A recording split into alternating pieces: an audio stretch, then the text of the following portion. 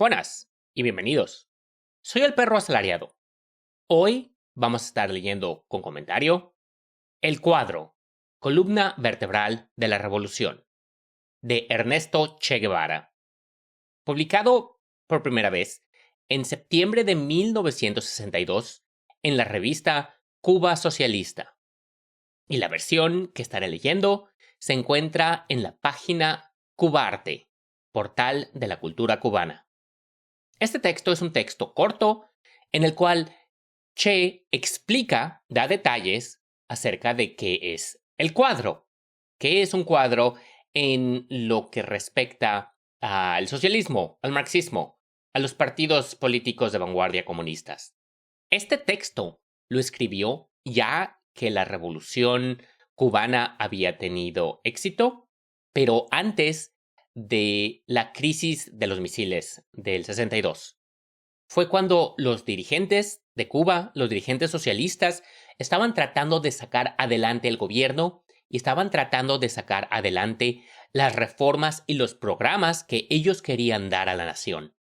Entonces, el cuadro es indispensable para poder construir la revolución. Son cosas que no todos lo saben, pero la revolución cubana no siempre fue comunista, no siempre tenía una bandera socialista, marxista. Eso vino después. Pero Che sí era comunista, socialista desde el inicio, y yo creo que sus ideas influenciaron bastante a lo que fue la cúpula del movimiento revolucionario de ese entonces. Este es un texto corto. Empecemos con el texto. El cuadro. Columna vertebral de la revolución. Septiembre de 1962.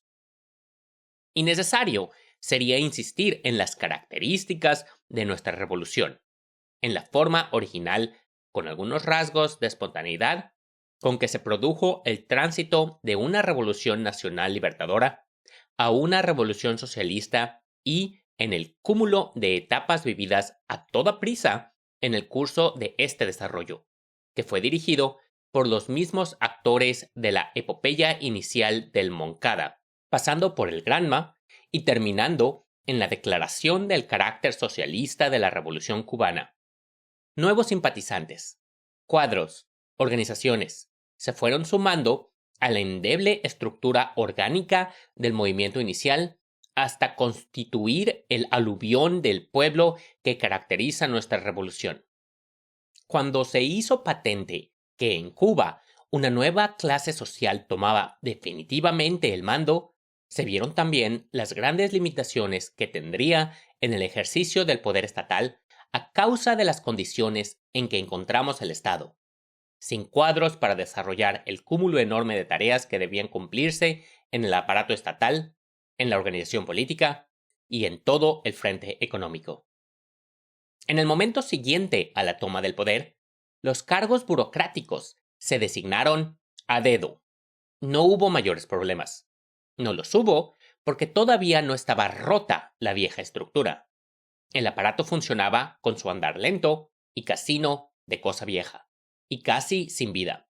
Pero tenía una organización y, en ella, la coordinación suficiente para mantenerse por inercia, desdeñando los cambios políticos que se producían como preludio del cambio en la estructura económica. El movimiento 26 de julio. Comentario. 26 de julio era el movimiento, la organización que era liderada por Fidel Castro. No era una organización, como ya lo dije antes, marxista, socialista, al inicio. O sea, era una organización que estaba en contra del dictador Batista y de cómo se manejaba el gobierno. El gobierno eran mafiosos y casinos y los niños se prostituían, las niñas se prostituían. Los americanos aquí venían y tenían su parque de diversiones. Entonces, el nombre 26 de julio es porque esa fecha es conmemorativa cuando se asalta uno de los cuarteles, el cuartel Moncada, que fue un hecho clave con el cual empezó la lucha armada contra el régimen de Batista. Continuando con el texto. Desde el inicio del párrafo, para dar sentido. El movimiento 26 de julio, hondamente herido por las luchas internas entre sus alas izquierda y derecha, no podía dedicarse a tareas constructivas.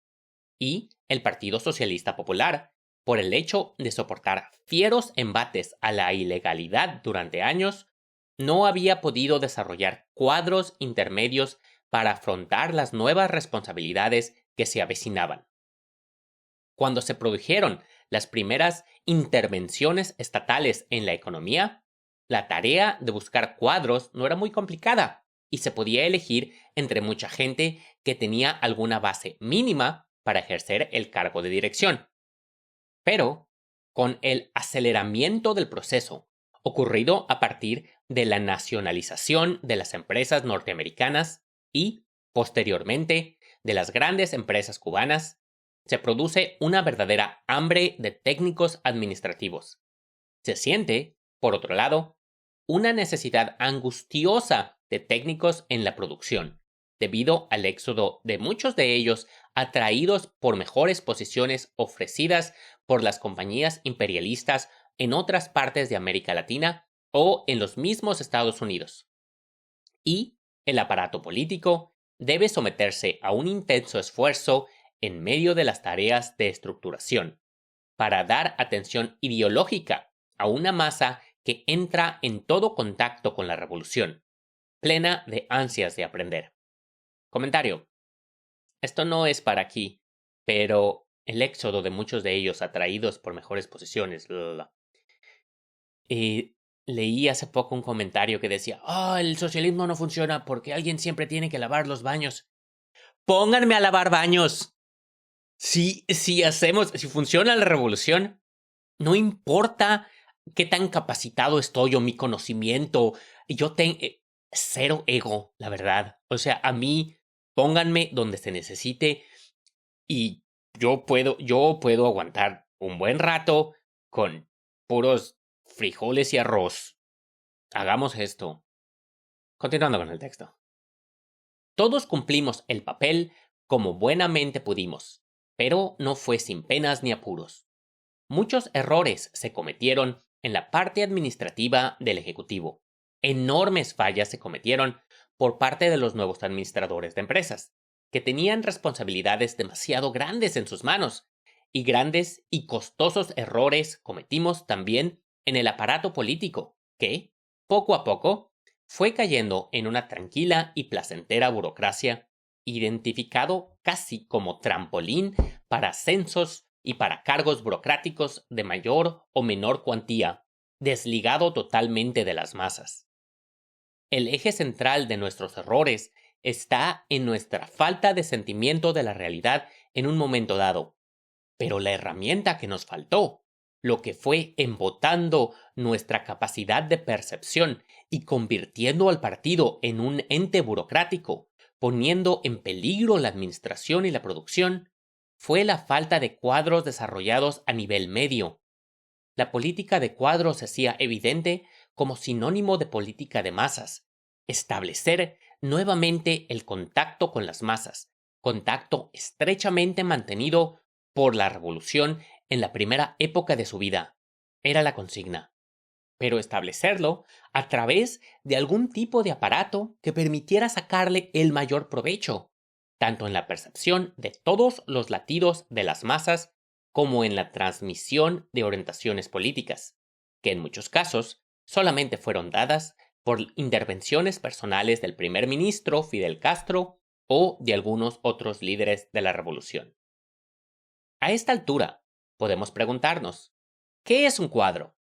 Debemos decidir que un cuadro es un individuo que ha alcanzado el suficiente desarrollo político como para poder interpretar las grandes directivas emanadas del poder central, hacerlas suyas y transmitirlas como orientación a la masa, percibiendo además las manifestaciones que ésta haga de sus deseos y sus motivaciones más íntimas.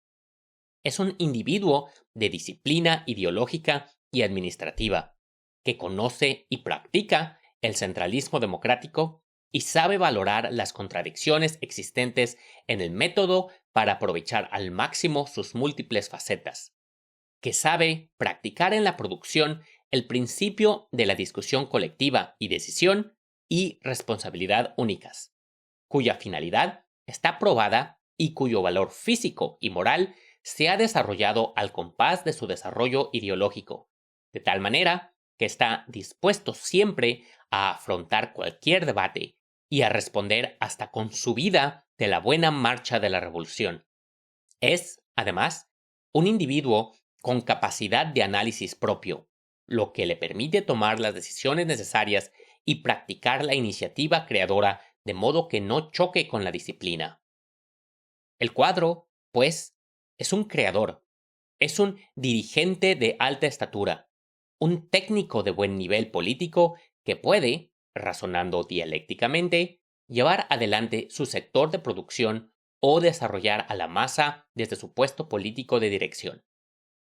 Este ejemplar humano, aparentemente rodeado de virtudes difíciles de alcanzar, está, sin embargo, presente en el pueblo de Cuba, de todos los pueblos, y nos lo encontramos día a día. Lo esencial es aprovechar todas las oportunidades que hay para desarrollarlo al máximo, para educarlo, para sacar de cada personalidad el mayor provecho y convertirla en el valor más útil para la nación. El desarrollo de un cuadro se logra en el quehacer diario, pero debe acometerse la tarea, además, de un método sistemático en escuelas especiales, donde profesores competentes, ejemplos a la vez del alumnado, favorezcan el más rápido ascenso ideológico. En un régimen que inicia la construcción del socialismo, no puede suponerse un cuadro que no tenga un alto desarrollo político, pero por desarrollo político no debe considerarse solo el aprendizaje de la teoría marxista. Debe también exigirse la responsabilidad del individuo por sus actos, la disciplina que coarte cualquier debilidad transitoria y que no esté reñida en una alta dosis de iniciativa, la preocupación constante por todos los problemas de la revolución. Para desarrollarlo, hay que empezar por establecer el principio selectivo en la masa. Es allí donde hay que buscar las personalidades nacientes, probadas en el sacrificio, o que empiezan ahora a mostrar sus inquietudes, y llevarlas a escuelas especiales, o, en su defecto, a cargos de mayor responsabilidad que lo prueben en el trabajo práctico. Así hemos ido encontrando multitud de nuevos cuadros que se han desarrollado en estos años. Pero su desarrollo no ha sido parejo, puesto que los jóvenes compañeros se han visto frente a la realidad de la creación revolucionaria sin una adecuada orientación de partido. Algunos han triunfado plenamente, pero hay muchos que no pudieron hacerlo completamente y quedaron a mitad del camino, o que simplemente se perdieron en el laberinto burocrático o en las tentaciones que da el poder. Para asegurar el triunfo y la consolidación total de la revolución, necesitamos desarrollar cuadros de distintos tipos. El cuadro político que sea la base de nuestras organizaciones de masas, el que oriente a estas a través de la acción del Partido Unido de la Revolución Socialista. Aquí hay un pie de página que dice: cuando se publica este artículo, se encontraba en pleno proceso de formación el Partido Unido de la Revolución Socialista, cuyo antecedente eran las organizaciones revolucionarias integradas. La conformación de la organización se desarrolló sobre la base de la realización de miles de asambleas de trabajadores a lo largo de todo el país. En ellas se discutía y seleccionaba quienes del centro de trabajo podrían considerarse obreros ejemplares. Estos seleccionados eran considerados los posibles miembros del partido. Continuando con el texto, se abren paréntesis dentro del, ya volviendo en el texto. Ya se están empezando a sentar las bases con las escuelas nacionales y provinciales de instrucción revolucionaria y con los estudios y círculos de estudios a todos los niveles. Se cierra.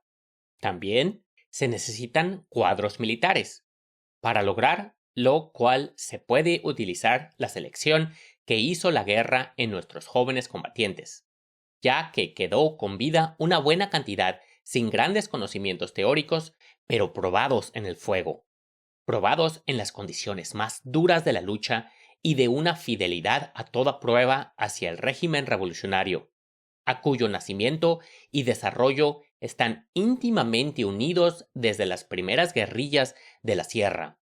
Debemos promover también cuadros económicos que se dediquen específicamente a las tareas difíciles de la planeación y a las tareas de la organización del Estado socialista en estos momentos de creación. Es necesario trabajar con los profesionales, impulsando a los jóvenes a seguir alguna de las carreras técnicas más importantes, para tentar de darle a la ciencia el tono de entusiasmo ideológico que garantice un desarrollo acelerado. Comentario. Cuba, en biotecnología, está súper avanzado si lo comparas con otras naciones latinoamericanas per cápita. O sea, súper, súper avanzado. Nada que ver. Se dedicaron bastante a biotecnología y les salió muy bien. Continuando. Y es imperativo crear el equipo administrativo que sepa aprovechar y acoplar los conocimientos técnicos específicos de los demás y orientar a las empresas y otras organizaciones del Estado para acoplarlas al fuerte ritmo de la revolución. Para todos ellos, el denominador común es la claridad política. Esta no consiste en el apoyo incondicional a los postulados de la revolución, sino en un apoyo razonado, en una gran capacidad de sacrificio y en una capacidad dialéctica de análisis que permita hacer continuos aportes a todos los niveles a la rica teoría y práctica de la revolución. Estos compañeros deben seleccionarse de las masas, aplicando el principio único de que el mejor sobresalga y que al mejor se le den las mayores oportunidades de desarrollo. En todos estos lugares, la función del cuadro, a pesar de ocupar frentes distintos, es la misma. El cuadro es la pieza maestra del motor ideológico que es el Partido Unido de la Revolución Socialista. Es lo que pudiéramos llamar un tornillo dinámico de este motor. Tornillo en cuanto a pieza funcional que asegura su correcto funcionamiento. Dinámico en cuanto a que no es un simple transmisor hacia arriba o hacia abajo de lemas y demandas, sino un creador que ayudará al desarrollo de las masas y a la información de los dirigentes, sirviendo de punto de contacto con aquellas. Tiene una importante misión de vigilancia para que no se liquide el gran espíritu de la revolución, para que ésta no duerma, no disminuya su ritmo. Es un lugar sensible, transmite lo que viene de la masa y le infunde lo que orienta el partido. Desarrollar los cuadros es, pues, una tarea inaplazable del momento. El desarrollo de los cuadros ha sido tomado con gran empeño por el gobierno revolucionario, con sus programas de becas, siguiendo principios selectivos, con los programas de estudio de los obreros, dando distintas oportunidades de desarrollo tecnológico, con el desarrollo de las escuelas técnicas especiales, con el desarrollo de las escuelas secundarias y las universidades, abriendo nuevas carreras, con el desarrollo, en fin, del estudio, el trabajo y la vigilancia revolucionaria como lemas de toda nuestra patria, basados fundamentalmente en la unión de jóvenes comunistas, de donde deben salir los cuadros de todo tipo, y aún los cuadros dirigentes de la revolución en el futuro. Íntimamente ligado al concepto de cuadro está el de la capacidad de sacrificio, de demostrar con el propio elemento las verdades y consignas de la revolución. El cuadro, como dirigente político, debe ganarse el respeto de los trabajadores con su acción. Es imprescindible que cuente con la consideración y el cariño de los compañeros a quienes debe guiar por los caminos de vanguardia. Por todo ello, no hay mejor cuadro que aquel cuya elección afectúa la masa en las asambleas que designan los obreros ejemplares, los que serán integrados al Partido Único Revolucionario Socialista, junto con los antiguos miembros de las ORI, las organizaciones revolucionarias integradas, que pasen todas las pruebas selectivas exigidas. Al principio, constituirán un partido pequeño, pero su influencia entre los trabajadores será inmensa. Luego, este se agrandará cuando el avance de la conciencia socialista vaya convirtiendo en una necesidad el trabajo y la entrega total a la causa del pueblo. Con diferentes medios de esa categoría, las difíciles tareas que tenemos delante se cumplirán con menos contratiempos. Luego de un periodo de desconcierto y de malos métodos, se ha llegado a la política justa, la que no será abandonada jamás, con el impulso siempre renovado de la clase obrera, nutriendo con sus fuentes inagotables las filas del futuro Partido Unido de la Revolución Socialista, y con la rectoría de nuestro partido, entramos de lleno en la tarea de formación de cuadros que garanticen el desarrollo impetuoso de nuestra revolución. Hay que triunfar en el empeño. Y es el texto. Es un texto corto, es un artículo que apareció en una revista, pero creo que es bastante esclarecedor en cómo se debe de efectuar una revolución tanto antes como después. Debe de haber personas comprometidas, pero que sean integrales, que sean capaces. Yo pienso que ahorita, en nuestros países, a pesar de que no existe el partido aún, porque no hay un partido fuerte en ninguno de nuestros países, no hay un partido de vanguardia, podemos empezar a educarnos como cuadros. Podemos empezar a ver qué hará falta al momento de que venga un gran evento que dé oportunidades a la revolución, y en ese momento brincar y servir para que tengamos éxito en nuestra lucha y los trabajadores puedan tomar el control político. ¿Qué es lo que buscamos? El fin de la explotación de una clase por otra. Ahora, siempre es inevitable, no se puede prometer una utopía. Siempre va a haber personas que se aprovechen del sistema.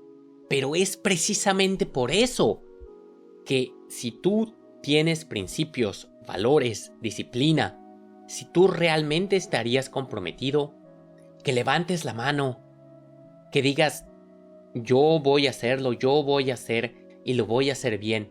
Podemos juntos, camaradas, sí se puede. Creo que la creación de cuadros en Latinoamérica, en todos lados, pero es algo que hace falta. Hace falta eso para después pasar a la creación de organizaciones que den luz a un partido de vanguardia. Y a todo esto, si quieres escuchar un poco más de Che Guevara, creo que doy más datos, doy más contexto de un par de cosas en una narración que ya hice del libro de Michael Parenti, Vamos a defender la revolución. De ahí en fuera, camaradas, si te llama la atención unirte a una comunidad socialista en línea, tenemos una en Discord. Si este texto fue de tu agrado, dale 5 estrellas, dale like, deja un comentario, compártela con alguien más. Si este texto no fue de tu agrado, dale un pulgar hacia abajo, déjame una estrella, 0 estrellas, no sé si se pueda. No hay problema, acepto la crítica, con mucho gusto. Como ya he dicho antes, yo no hago esto por querer hacer una carrera, por cosa personal. Yo voy a sacar lo que son los textos que yo considero básicos y hasta ahí.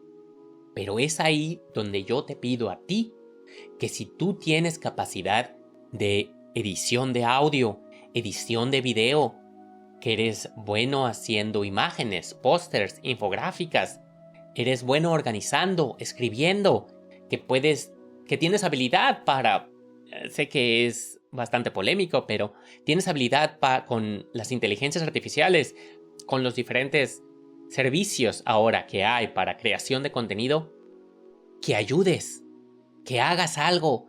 Sí podemos, camaradas. En estos últimos meses, en el año en curso del 2024-2025, he visto cosas que dan bastante para que tengamos esperanza de que un mundo mejor es posible.